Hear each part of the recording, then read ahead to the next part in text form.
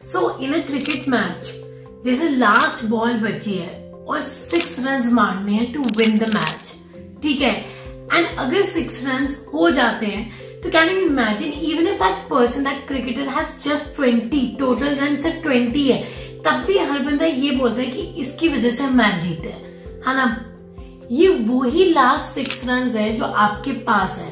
You have those last 100 days where you have to hit a 6 to win this whole 1 year of preparation। चाहे आपने कुछ भी किया हो प्रिपेयर, चाहे अच्छा किया हो बुरा किया हो, ये last 100 days will determine your destiny, your fate and your mission।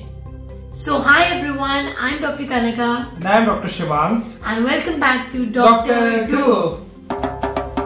So yes, she has correctly said, ये जो लास्ट 3 months हमारा बचा है, approximately 3 months बोल लो, it can be 3.5 months also, but let's count the minimum one। अगर ज्यादा days मिलते हैं then that's good only for us, right?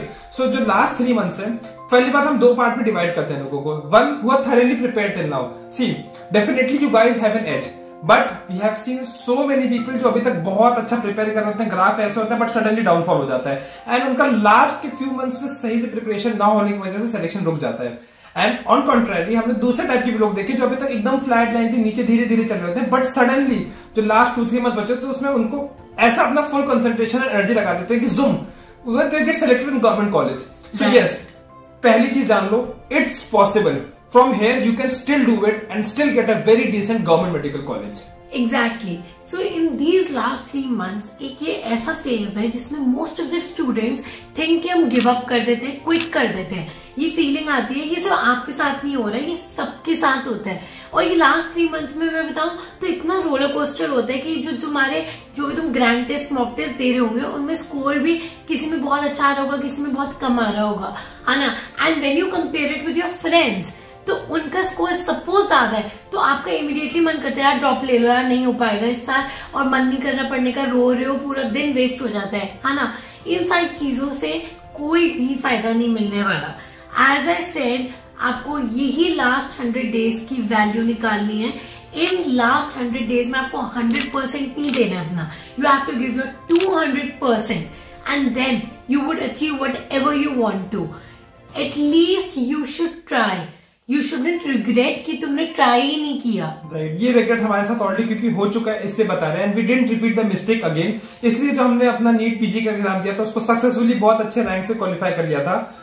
And guys, सबसे इंपॉर्टेंट बात ये है कि it's going to be hard, it's going to be very hard, be sure of that. But again it's going to be hard but it will be worth the result. Impossible नहीं है, हो सकता है आपको अभी तक से डबल टाइम पढ़ना पड़े, हो सकता है 12 से 15 घंटा पढ़ना पड़े, बट अगर आप 12 से 15 घंटा पढ़ के अपने लाइफ का 1 साल बचा सकते हो then I think it's worth it। So now let's talk about what you have to do in these last 100 days। तो सबसे पहले तो हम ये देख रहे थे कि इस बारी और पिछली बार भी 720 और 720 इतने बच्चे स्कोर कर रहे हैं। मतलब इट रियली अमेजेस अस कि इतना इजीली लोगों के फुल और फुल आ रहे हैं, विच इज लाइक बहुत इम्पॉसिबल लगता है। The reason behind this is because paper का पैटर्न अब बहुत टिपिकल हो चुका है। दैट इज एक NCERT, everything is directly from that book, that Bible of yours, that is NCERT। and then second thing, previous year questions जो हैं वो बहुत repeat होते हैं। These 2 things तो आपको ऐसे कर लेना है कि कुछ आप करो या ना करो, ये 2 चीजें तो complete होनी ही चाहिए। मतलब ये मोस्ट इंपॉर्टेंट चीज है, एनसीईआरटी और previous year question papers. Right, and guys अगर 95% पेपर वहीं से आ रहा है then I think it's good enough कि आपको टॉप मेडिकल कॉलेजेस मिल जाएंगे, है ना, सिर्फ यही 2 सोर्सेस करके। Then why to run after others. Now coming to biology, यार ये एक ऐसा सब्जेक्ट है जहां का आई थिंक एक सिंगल क्वेश्चन भी आपको एनसीईआरटी के लाइन से बाहर नहीं मिलेगा। लाइक आप कोई भी पेपर उठा लो इधर रिसेंट में, ईच एंड एवरी क्वेश्चन, चाहे वो ह्यूमन फिजियोलॉजी का हो, animal kingdom, plant, any question that will be from the lines और within the lines of NCERT but not outside that. तो अगर अभी आपको ऐसे सोर्स से पढ़ रहे हो जो कि बहुत हाईफाई है, तो यार अभी आपको पीएचडी नहीं करनी है, अभी आपको डॉक्टर की डिग्री नहीं लगानी है पीएचडी वाली, अभी आपको बस एक एग्जाम क्रैक करना है जिससे आप डॉक्टर बन सको। एंड उस एग्जाम के लिए 110% एनसीईआरटी बहुत है। एंड गाइस ये आपको बहुत लोग ने बोला होगा, एंड सब लोग अगर बोल रहे हैं डेफिनेटली इसमें सच है ना, बिकॉज अभी भी हमारे पास बहुत मैसेजेस आते हैं, कमेंट्स आते हैं कि वो लोग ये कर रहे हैं, क्या ये वर्थ है कि नहीं। Guys if you still have a doubt, then उसको हटा दो, मतलब and specially in last 3 months इसमें तो कोई और सोर्स स्पेशली फॉर बायो तो सोचना भी मत, only and only NCERT. Right, and always it is quality over quantity. हमेशा हम लोग क्वांटिटी के पीछे भागते रहते हैं एंड इन रिटर्न हमें कुछ भी याद नहीं रहता, पर यहाँ पे आपको हमेशा क्वालिटी मेंटेन रखनी है। एक ही बुक है एनसीईआरटी, इसको जितनी बारी रिवाइज करना उतनी बारी रिवाइज करो, तो that would be helpful rather than studying 10 books and not remembering anything. Right, so now comes the subject that is physics. I know सबको बहुत स्केयर है सब्जेक्ट का, एंड मोस्टली मेडिकल स्टूडेंट्स को होता ही है, because it is involving maths and more of concepts and calculation, है ना। तो देखो इसमें क्या ट्रिक है, एक तो पहली बात तो इतने कोई टफ क्वेश्चन नहीं आते जितने टफ क्वेश्चन हम पढ़ते हैं, ठीक है। दूसरी चीज, mostly physics is all about formulas. हम जो डेरिवेशंस लर्न कर रहे होते हैं that is for your board exams, जो 12th के बोर्ड एग्जाम्स हो गए, 11th के एग्जाम्स हो गए, है ना। पर when it comes to NEET उसमें कोई डेरिवेशन नहीं होता, कोई सब्जेक्टिव पेपर नहीं है, इट्स एन ऑब्जेक्टिव पेपर। आपको एक क्वेश्चन मिलेगा, आपको वैल्यूज पुट करनी होती है, उस फॉर्मूला में डायरेक्ट आंसर आता है। तो उसके लिए आपको सारे फॉर्मूलाज बिल्कुल रटे हुए होने चाहिए और टिप्स होने चाहिए। ये नहीं कि तुम F = ma करके उसके पहले उसको डिराइव कर रहे हो, ये कर रहे हो, वो कर रहे हो, इतना टाइम नहीं मिलेगा। तो सबसे पहले आपको सारे फॉर्मूलाज लर्न करने हैं एंड सारों के लिए न्यूमेरिकल सॉल्व करने हैं। जितने न्यूमेरिकल सॉल्व करोगे उतना आपके लिए इजी है, एंड मोस्ट इंपॉर्टेंटली जो एनसीईआरटी में न्यूमेरिकल्स दिए हुए हैं वो तो सारे करने ही करने हैं, and then previous year questions के न्यूमेरिकल्स तो बिल्कुल 100% करने हैं। Right, and now coming to schedule. See schedule पे हमने अपने हर वीडियो में बहुत ज्यादा स्ट्रेस किया है, उसका एक रीजन है। एक स्केड्यूल बनाने से हमको एक डायरेक्शन मिला होता है, वी नो कि हमको कैसे करना है, हमको पहले से इंसाइट मिल जाता है कि हमको क्या और कैसे करना है। सो नाउ अगर हमारे पास 3 months बचे हैं, then I would say you should aim for 2 to 3 revisions. अगर आपने अभी तक बहुत कम पढ़ा रखा है तो मिनिमम 2 तो होने ही है, एंड थर्ड उनके लिए जो ऑलरेडी समय थोड़ा अहेड है, बट 3 revisions एक्चुअली एप्ट है इस समय के लिए। So now let's come to the part that is revision, जो मोस्ट इंपॉर्टेंट चीज है जिसको हमने हमेशा फोकस की है कि रिवाइज आप जितना कर सकते हो उतना करो। तो नाउ यूजुअली मैं रिवीजन का हमेशा ऐसा ही स्ट्रेटेजी बनाती हूँ, and same I would tell you people कि 3 रिविजन्स मोस्ट इंपॉर्टेंट चीज है। मतलब एक रिवीजन से कुछ भी याद नहीं होने वाला, आपको कम से कम 3 रिवीजन करनी है। In fact you should target for more, but if you're targeting for 3 revisions in these 100 days, let's say make it to 90 days, तो 90 days को मैं ऐसे डिवाइड करना चाहूंगी, 45 days first revision, second revision 30 days, third revision 15 days, ठीक है। तो ऐसे करके हम ये करेंगे पूरा डिवाइड, एंड जो रिमेनिंग ऑफ डेज बचते हैं वो हम अपने जो भी फॉरगेटेबल्स हैं या फिर अगर हम कोई भी चीज में लैग कर रहे हैं वो करेंगे। तो इसी वजह से आपकी रिविजन 3 नहीं 4 times हो जाएंगी अगर आप प्रॉपरली करते हो। अब ये थोड़ा सा इम्पॉसिबल लग रहा होगा कि 45 days में इतना वास्ट सिलेबस कैसे कंप्लीट करना है। गाइस हो जाता है, हमारे 19 सब्जेक्ट्स होते हैं और हम उनको ऐसे ही 45 days में करते हैं। When you are revising, you have to focus on smart work, not on hard work. Smart work कैसे होता है कि आपने अभी तक सारे अंडरलाइन कर लिए होंगे, यू मस्ट हैव नोन कि क्या इंपॉर्टेंट टॉपिक्स हैं। डेफिनेटली एनसीईआरटी कंप्लीटली इंपॉर्टेंट है। अगर आप सिर्फ एनसीईआरटी को देखो तो आप 45 days में एक्चुअली में कंप्लीट कर सकते हो। साथ में आपने उसको सप्लीमेंट किससे करना है, प्रीवियस ईयर क्वेश्चन से करना है। तो ये सारी चीजों से 45 days में आराम से हो सकता है। जो भी अंडरलाइनिंग की है उस पर ज्यादा फोकस करना, प्रीवियस ईयर क्वेश्चन पे ज्यादा फोकस करना। राइट, एंड अब इन 45 days में सब्जेक्ट कैसे डिवाइड करने हैं। सो गाइस 2 तरीके होते हैं, लाइक या तो ऐसा करो कि physics, chemistry, bio give equal time to all the 3 subjects. But ये पर्सनली मैं इस चीज के फेवर में नहीं रहता हूँ, बिकॉज कुछ सब्जेक्ट्स ऐसे होते हैं जो हमको कम पसंद आते हैं, थोड़े बोरिंग लगते हैं, कुछ होते हैं जो बहुत इंटरेस्टिंग लगते हैं। सो डेफिनेटली थोड़ा रेशियो ऊपर नीचे करके आना चाहिए। सी कंपटीशन का एक बहुत सिंपल रूल है, स्ट्रेंथ वाले सब्जेक्ट्स ऑलरेडी स्ट्रेंथन है, उनको और स्ट्रेंथन करने की जरूरत नहीं है, वो ऑर्डर के टॉप पे है। लेकिन जो वीक सब्जेक्ट्स है उनको आपको अपने स्ट्रेंथ बनाना है। So let your weakness become strength, तो आप डेफिनेटली अपना एग्जाम क्रैक कर लोगे। तो अब हम मान के चलते, मान लो आपका फिजिक्स इस समय वीक है, क्योंकि वो सबका होता है इसलिए मैं वो मान रहा हूँ, एंड आपका बायो कंपैरेटिवली काफी स्ट्रॉन्ग है। देन यू कैन डू कि आप 1 घंटा या 1.5 घंटा ही बायो को दे रहे हो, जो बचा कुछ टाइम है वो आप फिजिक्स को एक्स्ट्रा डिवोट कर रहे हो। केमिस्ट्री का इनऑर्गेनिक वीक है तो इनऑर्गेनिक को ज्यादा दे रहे हो। बट यस, पहले आपका पहला स्टेप है कि know your weakness, know your strength. ये तो आपको करना ही पड़ेगा कि आपको लगता है, ऑब्वियसली आप सबको पता होता है क्या चीज आपको पसंद नहीं है, यार इसमें कम मार्क्स आ रहे हैं, ये टॉपिक मेरा वीक है, तो उस टॉपिक से भागना नहीं है। एक कॉमन मेंटालिटी होती है ना, जो पसंद नहीं इसको लास्ट में करेंगे, इसको बाद में करेंगे। बाद में मत करो यार, बाद में जो स्ट्रॉन्ग है उसको कर लेना। अभी पहले वो कर लो जो नहीं आता है। वो एक बार इस लेवल पे पहुंच गया तो आप ऑलरेडी एग्जाम क्रैक करने के एक स्टेप क्लोज हो गए हो। सो अपना टाइम उस तरह डिस्ट्रीब्यूट करो, पहले weak subjects, weak topics and फिर उसके बाद स्ट्रॉन्ग वाले पार्ट। जरूरी नहीं कि आप बराबर टाइम तीनों सब्जेक्ट्स को दो। एग्जैक्टली, एंड बिलीव मी, जो आपका वीक सब्जेक्ट है वो मोस्टली सबका वीक सब्जेक्ट ही है। तो अगर आप उस वीक सब्जेक्ट को मास्टर कर लेते हो and if you convert that weak subject into your strength, then you have an edge and then you can definitely crack your entrance exam with such a big competition of, I don't know, let's say 12 lakh people, more than that, है ना।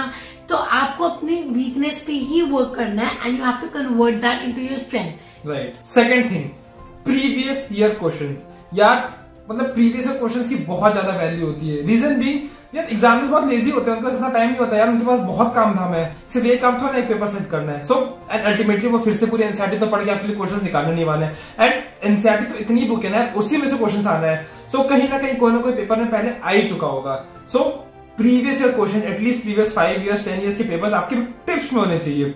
उसको कैसे पढ़ा जाता है, like question हो सकता है एज इट इज रिपीट ना हो, बट टॉपिक तो डेफिनेटली रिपीट होगा। Now what you have to do कि आप प्रीवियस मान लो 5 years से क्वेश्चन कर रहे हो एंड बायोलॉजी से आपने कोई चैप्टर उठाया, नोट डाउन द टॉपिक से किससे सबसे ज्यादा क्वेश्चन आए हैं, राइट। मान लो कोई भी एक टॉपिक उठा लो यार, मान लो हम ह्यूमन फिजियोलॉजी सेल्स की बात कर लेते हैं, उससे आपने देखा बहुत क्वेश्चन आए हुए हैं स्पेशली उस टॉपिक से।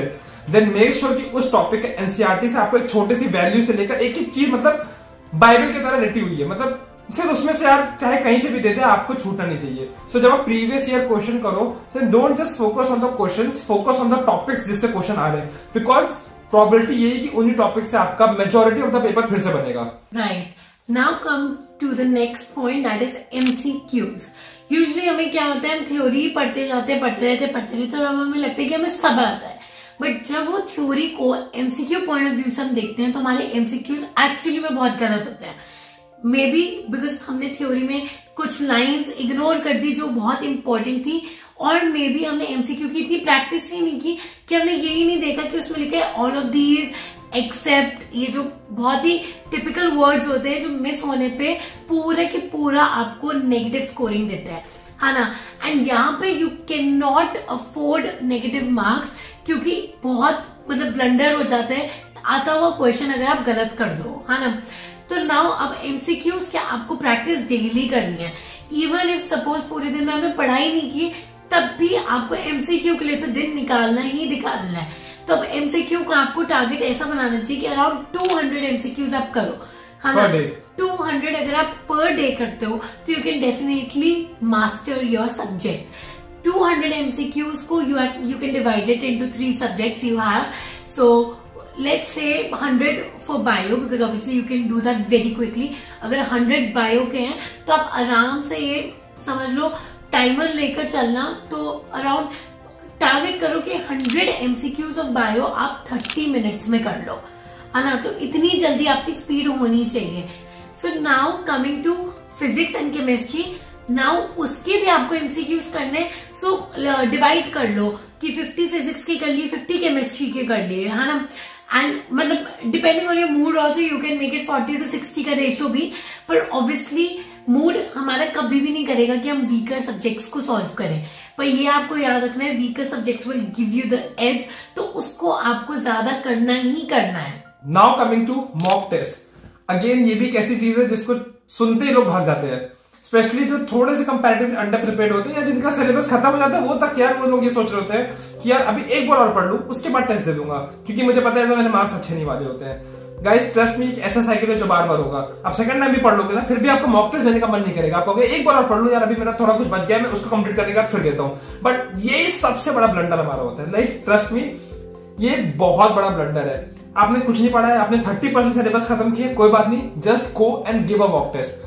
We usually tell कि go for 3 to 4 mock test every week। Yes, 3 to 4 मतलब ये बहुत बेयर मिनिमम है। आखिरी 3 महीने तो आपको 3 से 4 मॉक टेस्ट हर हफ्ते करने ही करने हैं यार, बिकॉज पहली बात mock test will consist of only important questions या प्रीवियस ईयर क्वेश्चंस जो पहले आ चुके हैं, तो इससे आपको कंसेप्ट एंड बेस स्ट्रॉन्ग होगा।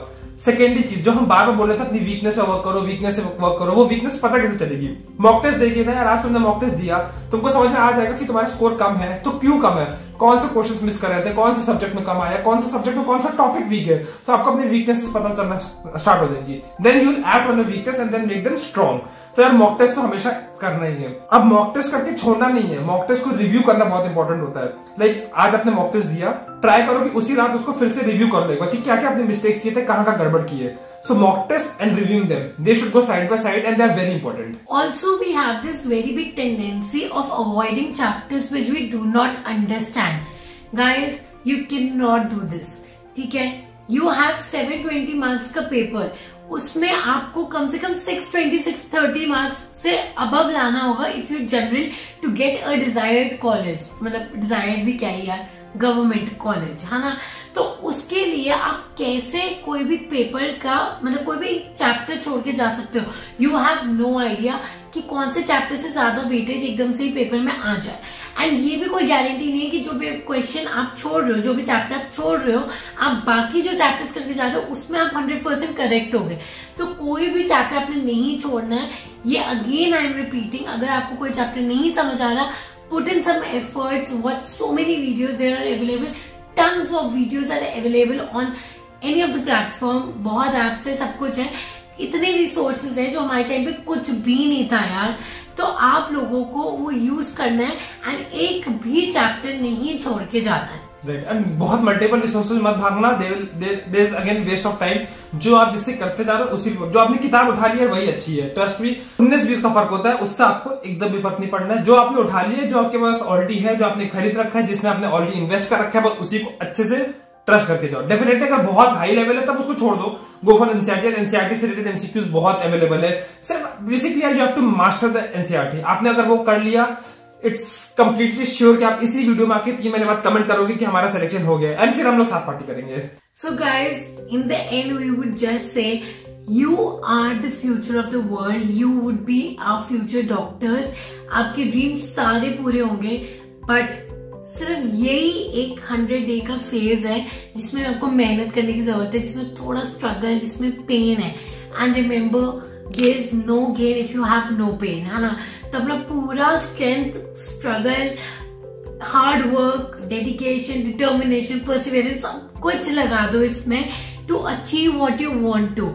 उसके बाद लाइफ में सिर्फ और सिर्फ ऐश है, सच में ऐश है यार। सही बात है, एक बार करियर पॉइंट मिल जाता है फिर इतना टेंशन नहीं होता है। डेफिनेटली हमेशा एग्जाम चलते रहेंगे, बट एटलीस्ट आप इस चीज को श्योर हो कि आप डॉक्टर तो बन के ही निकलोगे। एंड आगे जाके क्या मस्ती होती है वो भी आप देख सकते हो। हमारा एक दूसरा चैनल है शिवांग कने का, हम उस पर सिर्फ फन कंटेंट डालते हैं, बट वो हम इस स्टेज पर डालते हैं जब हम ऑलरेडी कुछ बन चुके हैं। So guys, if you like this video, please do not forget to like, share and subscribe to our channel, and also comment down the other topics you want us to talk on. NEET UG students से हमारे पास बहुत messages आते थे कि हमारे लिए video बनाओ, तो ये बिल्कुल ही डेडिकेटेड वीडियो आप सबके लिए। So if you like it, just mention in the comments कि क्या क्या और टॉपिक्स आपको यूजी क्राइटेरिया में चाहिए। we'll definitely work on it, and just what we want in return is you all to subscribe to our channel and also to our new channel, and let's make this channel a very big success together, because why should not, because have all the fun. Bye guys, all the way.